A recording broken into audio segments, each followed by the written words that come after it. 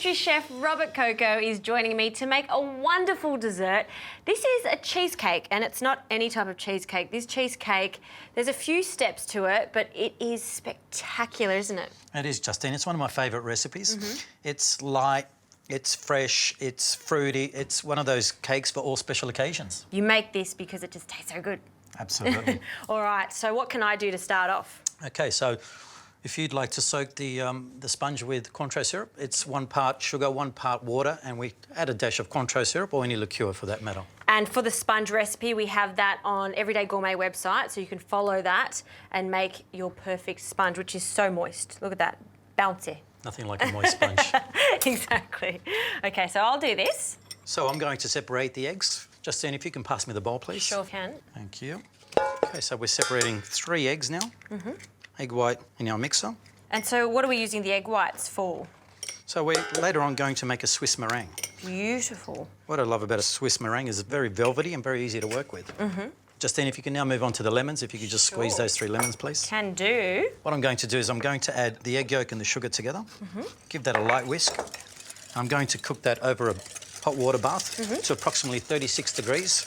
And that's going to make the egg yolk and sugar light and fluffy. Beautiful. So what we're making here, Justine, is a light fruit cream cheesecake. So we've got this layer of light sponge. We're soaking it with Cointreau syrup. We've got a nice cheese filling inside, and then we're going to place lots of strawberries on top. Glaze that with a beautiful strawberry jam, and then we mask the cake with a Swiss meringue and finish it with some chocolate. Love it. Justine, once you finish that, if you'd like to place water into the gelatine so we can dissolve that. Great. So how many gelatin leaves do we have here? So we're working on 12 grams, so that's approximately 6 gelatine leaves. And just cold water when you're doing this? Let that soak for 2 minutes. 2 minutes, okay. And then we're going to dissolve that in the lemon juice.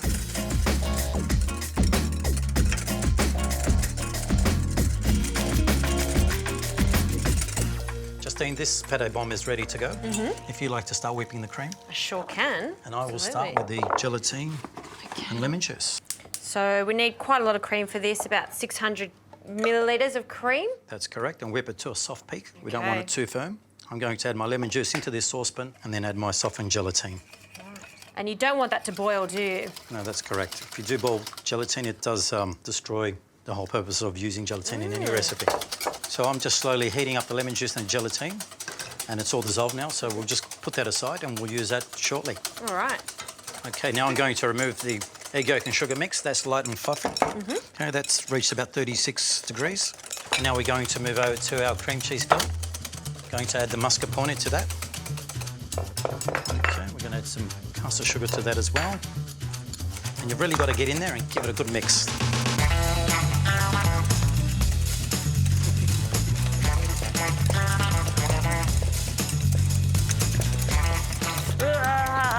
It's a race.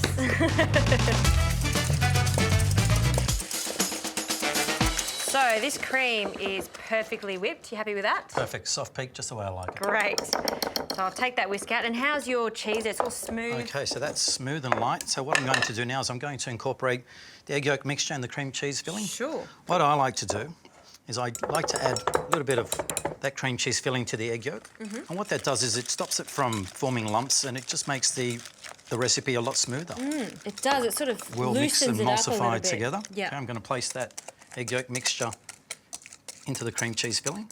Oh, yum. I did tell you it's not just any type of cheesecake. It's a very special one. So let's just fold that gently together. Okay. Now, one of the keys here is make sure we don't over-whip it, because that's what's going to curdle your recipe. Right. All right, so that's well mixed together. Sure. Let's add the whipped cream. The whole lot or a little bit at a time Just again? a third would be great. Okay. There we go. Wonderful. Okay, let's fold that together. Now, I don't want to whisk. I just want to gently fold the mixtures together. You've got a very light touch there, Robert. Thank you.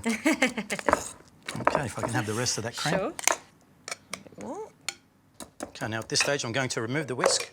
I don't want to whisk it any further. I just want to gently fold again. And next, I'm going to add the lemon juice and the gelatine. And what's the gelatin and the lemon going to do to this mixture? So what the lemon juice does for this recipe is it makes it a lot more tarty, enhances the flavour, and the gelatine helps the cheesecake set. So the key here is adding a little bit of that cream cheese filling to the gelatine. Again, if you put it straight into your cream cheese filling, what might happen is it might curdle and you might get lumps in your recipe. So, okay, that's ready to go into the bowl. Great. Okay, let's just scrape that out. Another reason we add the lemon juice is it cuts through that richness and the cream cheese. Yeah, absolutely. Here we go. We're all good, Justine. So let's pour that into the cake ring. Bring that to you. Now, this is a chilled cheesecake. It's not baked. And do we put it in the fridge or the freezer? So I like to put this particular cake in the freezer until it sets. Fabulous.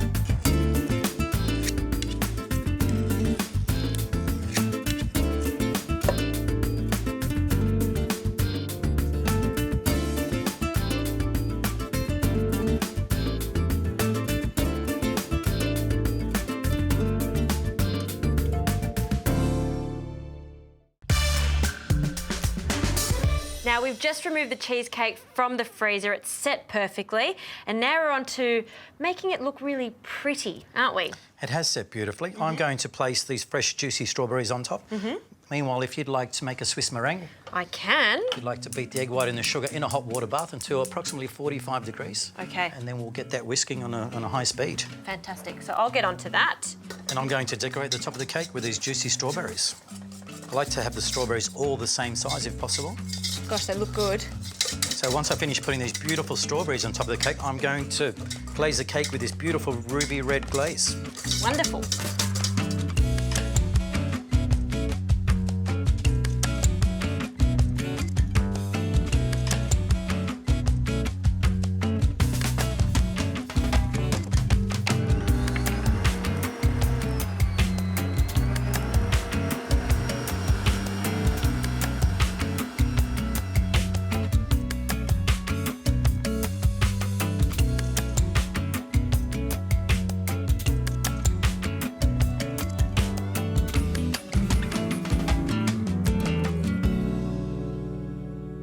There are no words to say what that is.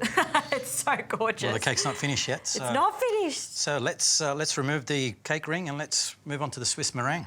Okay, so it's still frozen, the cheesecake, so it's not just as easy as lifting it off. This is your little trick, which always works. It is my little trick. So what I like to do is I like to finish the cake off frozen. And once the cake's completely finished, I put it in the fridge and just let it sit there for 2 hours and then it's ready to serve. And the technique that we're doing here is using a blowtorch just to defrost it just slightly along the edges really quickly to get that metal ring off. Okay. And you'll see, I won't do it just in case. Here we go. You ready, Justine? Ta-da! Wow. That looks like it's good enough now to put on to the cake stand, but that glorious Swiss meringue is going on top. So I'll let you take it over now. So I'm just going to use a spatula. Take a little bit off. Okay. And that's a desired effect that I'm looking for. Wow, looks so good. So you can also use a piping bag to finish the meringue if you've got one at home. Alternatively, a spatula or the back of a tablespoon will suffice. And once that's completed, I'm going to burn it with the blowtorch. This is very much like a bomb Alaska.